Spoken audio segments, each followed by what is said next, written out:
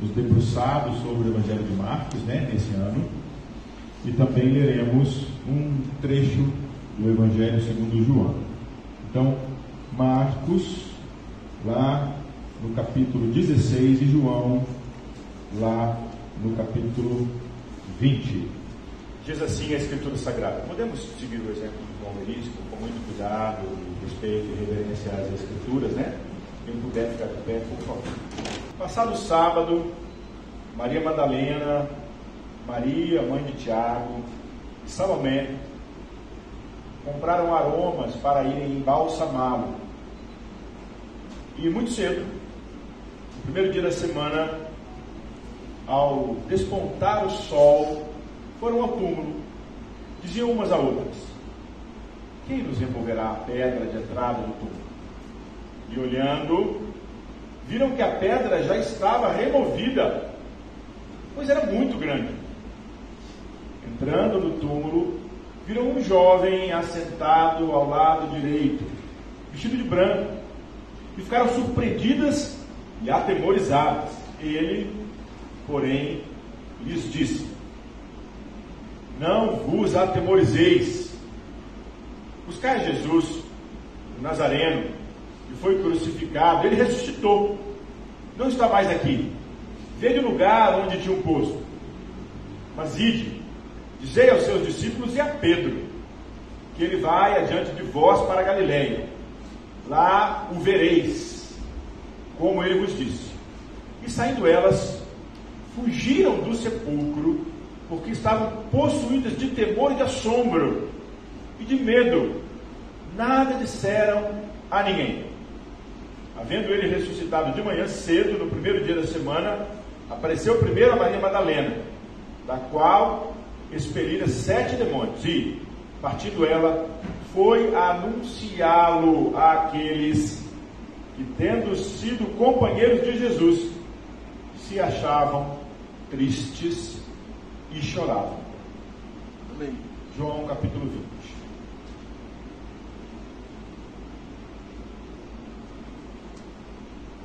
No primeiro dia da semana, Maria Madalena foi a sepulcro, de madrugada, sendo ainda escuro, e viu que a pedra estava removida.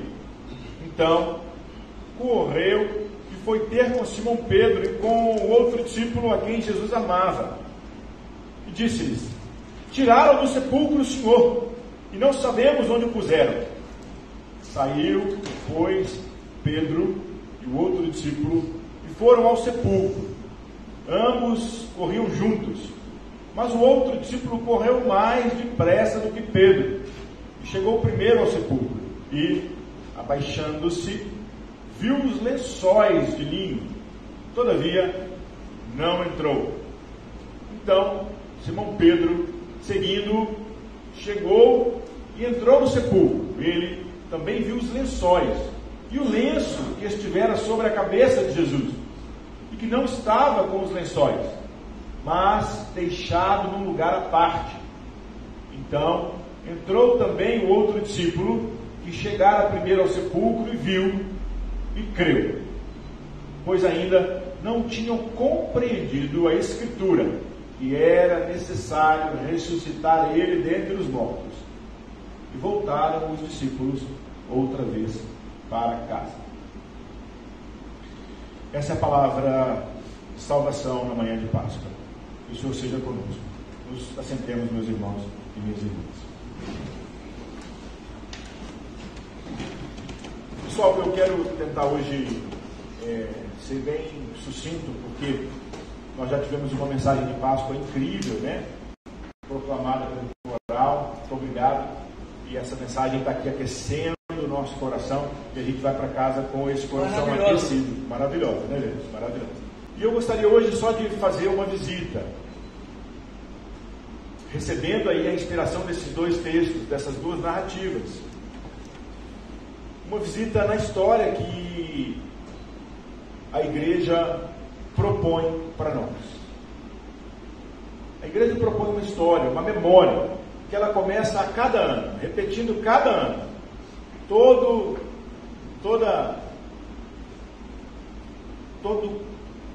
quarto domingo antes do dia 25 de dezembro, a gente inicia um novo ano litúrgico. A gente inicia um novo ano litúrgico com um período chamado Advento, que é um período que também usamos a cor roxa, como usamos aí na Quaresma, né? Nos preparamos para celebrar a encarnação de Deus. A gente olha para dentro da gente e se pergunta assim: será que eu estou pronto para entender um Deus que ama a ponto de se tornar gente? É essa a pergunta. E que ela é super legítima e necessária hoje no domingo de Páscoa. Porque o Deus que nasce num corpo humano que vive como gente morre. Deus morreu na sexta-feira. E hoje a gente celebra um Deus que é acima da morte. Então eu preciso olhar para essa proposta que os nossos antigos irmãos fizeram para a gente, de memória desses acontecimentos na vida de Jesus, para compreender um pouquinho a Páscoa. Eu começo a preparar para entender esse Deus que se humilha no nascimento e que se humilha na sua morte. Um Deus que é rejeitado pela humanidade no nascimento e é rejeitado pelos governantes de sua época na sua morte. Um Deus que não tinha lugar para ele com dignidade, e o que sobrou foi o que a gente chama, talvez ali de estábulo, né? Mas que naquele momento era um lugar, olha isso, hein? Onde a mulher, quando estava no seu ciclo menstrual e era considerada pela cultura judaica impura, ocupava, chamava-se estábulo esse lugar da casa, um quartinho no fundo da casa, longe, para que ninguém, olha isso, para que ninguém fosse contaminado com a impureza daquela mulher. Ele nasce num lugar considerado impuro e é morto no pior lugar do primeiro século, onde as pessoas mais excluídas e mais marginalizadas eram expostas, nuas, com suas vergonhas de fora, com o corpo torturado. Mas o pai diz assim: não para essa morte. Isso é incrível. Isso é incrível. Entre a Páscoa e o Natal, a gente tem algumas memórias muito bonitas, inclusive. Nós rememoramos o Dia de Reis, a visita, olha isso, dos outros povos estrangeiros, de outra religião, muito provavelmente do zoroastrismo. E esses magos orientais são acolhidos por Deus. Deus acolhe a oferta da outra religião, quer você goste disso ou não.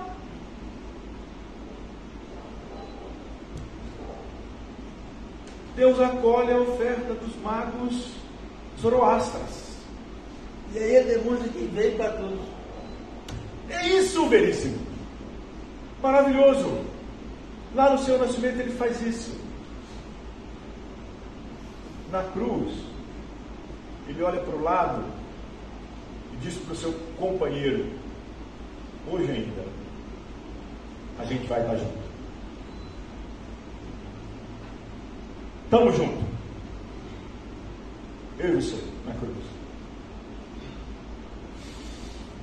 A gente também traz à memória o batismo dele, onde tem uma outra epifania incrível, né? A voz do Pai, a presença do Espírito na pomba, onde Deus se revela. A gente memória a transfiguração, onde alguns dizem assim: não, vamos ficar aqui que esse negócio está bom demais no monte. Não, a gente precisa voltar para cuidar do povo que está sofrendo lá embaixo. E aí ele vive a vida, deixando para a gente exemplo de amor, de dignidade, de saúde, de acolhimento para todas as pessoas. Um Cristo que não faz acepção de pessoas, um Deus que não faz acepção de etnia, que não faz acepção de gênero, que não faz acepção de nada, um Deus que ama a humanidade, Ele ama o que criou. Como ela é. E aí, o que a gente tem, velhos? Olha isso. A gente tem uma aliança, que ela foi celebrada por duas instituições. A instituição religiosa e a instituição política. Os líderes religiosos judeus se comunaram com os líderes do Império Romano e executaram publicamente um inimigo em comum, alguém que incomodava a religião, porque estava tirando do status quo todo o conforto dos sacerdotes, dos líderes que estavam desfrutando de forma violenta, inclusive, dos recursos de gente empobrecida, que levavam suas ofertas ao templo, e essas pessoas eram mantidas pelas ofertas de gente simples, trabalhadora, que era oprimida, não só pela religião, que exigia o que eles não podiam dar, não só com as ofertas, mas com as leis que eram impossíveis de serem obedecidas. E Deus veio propor uma nova relação. Quando a gente celebra, domingo passado, domingo de Ramos, né? E que eu gostaria muito de agradecer a Deus pela reflexão ali do nosso presbítero Ezequias, no domingo passado, que muita gente aqui disse: olha, Ezequias surpreendeu no domingo passado. Deu, Ezequias? Gente aí, ó, veio falar para mim que a coisa foi, parabéns para você, fico muito feliz com isso, tá, meu parceiro? E eu estava lá celebrando o domingo de Ramos com a nossa comunidade de Lavras. O que a gente celebrou no domingo passado? A gente celebra a entrada de Jesus, e aí a gente tem, olha que ruim isso, hein? A gente tem um discurso que ele apaga a realidade social do primeiro século. O discurso é mais ou menos assim: o mesmo povo que diz Hosana matou Jesus. Mentira! Não foi não. Porque o povo que celebra Jesus e diz Hosana, Hosana, bendito que vem em nome do Senhor, era o povo que estava sofrido, era o povo que não tinha recurso, era o povo que não estava dando conta de viver, era o povo que trabalhava, tinha que pagar imposto para o Império Romano, e eles não davam conta de pagar o imposto do mês, ficava devendo para pagar no outro mês, e tinha que juntar mais e trabalhar mais para pagar no outro mês. Como hoje. Como hoje. Esse povo diz: vem o Messias que vai salvar a gente dessa opressão. Esse povo. Eu vou pedir minha companheira Etienne. Eu tinha me sempre filho dessa água, pelo amor de Deus, meu filho, eu estou empolgado. E quem estava lá? Quem estava lá na hora do julgamento de Jesus? Obrigado, meu bem.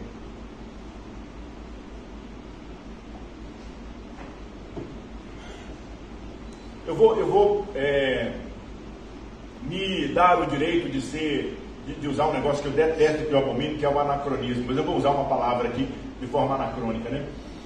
Quem estava lá e que diz assim: crucificam, a gente quer Barrabás, mata esse homem aí. Quem disse isso? Você acha que foi o mesmo povo lá, pobre? Não, não foi não. Foi outra classe. E aqui, de forma anacrônica, eu uso talvez o termo burguesia. Quem estava lá? Eram as pessoas que estavam acomunadas com os sacerdotes e os líderes do império. É outra parcela do povo. E como hoje, nada mudou. Maravilhoso ver isso. E a gente precisa ver isso. Esse povo manda matar Jesus. E aí Deus vem, e aqui eu vou com muito cuidado e agradecer a Deus pela Escritura Sagrada, e vou dizer assim: essa palavra mostra para nós algo incrível, que Deus diz assim: eu não vou tolerar mortes como essa mais na sociedade nenhuma, eu não vou tolerar torturas como essa nunca mais. E essa frase é muito significativa para nós hoje, nesse 31 de março, celebrando os 60 anos do golpe militar no Brasil. Então Deus diz assim: não vou tolerar tortura nunca mais, violência assim nunca mais. Eu vou arrancar o meu filho do túmulo e vou esfregar vida na cara da humanidade. Do sistema. Páscoa é vida, apesar da morte. Páscoa é vida, apesar das violências. Páscoa é vida, apesar das segregações.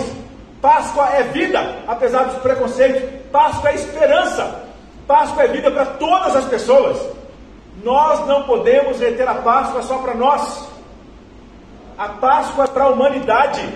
É um Deus que ama a humanidade. É um Deus que amou o mundo de tal maneira que entregou o Filho dele, para arrancar o Filho dele das violências que nós, seres humanos, continuamos a fazer. Se existe uma voz que eu ouço hoje, é uma voz de Deus continuando a dizer não para tantas violências que nós temos. Violências nossas, porque muitas vezes nós nos violentamos, viu, Delma? Às vezes nós criamos prisões para nós e nos violentamos. Violências que nós criamos dentro das nossas casas, das nossas famílias. A maneira que muitas vezes não conseguimos tratar a nossa mulher, o nosso marido. A maneira como que a gente não consegue tratar com dignidade os nossos filhos. Às vezes não conseguimos tratar com dignidade o nosso pai, a nossa mãe, as pessoas que são referências para nós. Então Páscoa é libertação. A palavra da Páscoa é mente nova, é arrependimento, é mente expandida, porque Deus tira da morte aquele que foi violentado para que haja vida. Então, se hoje a gente vai celebrar alguma coisa, comendo o que seja, né? Eu fico imaginando que dia que a gente vai chegar aonde cada família do Brasil tenha a dignidade de uma bacalhoada na mesa de Páscoa. Tem gente hoje que não vai ter pão. Entendem isso? O tanto que a gente tem para construir ainda, para que haja Páscoa no nosso país. Entende? Como que a gente precisa de dignidade na mesa de todo mundo? A gente vai para a ceia, agora tem pão aqui na nossa ceia, a gente vai comer, gente. Que coisa linda, que coisa maravilhosa, a gente vai comer. Meu Deus, que coisa digna comer hoje.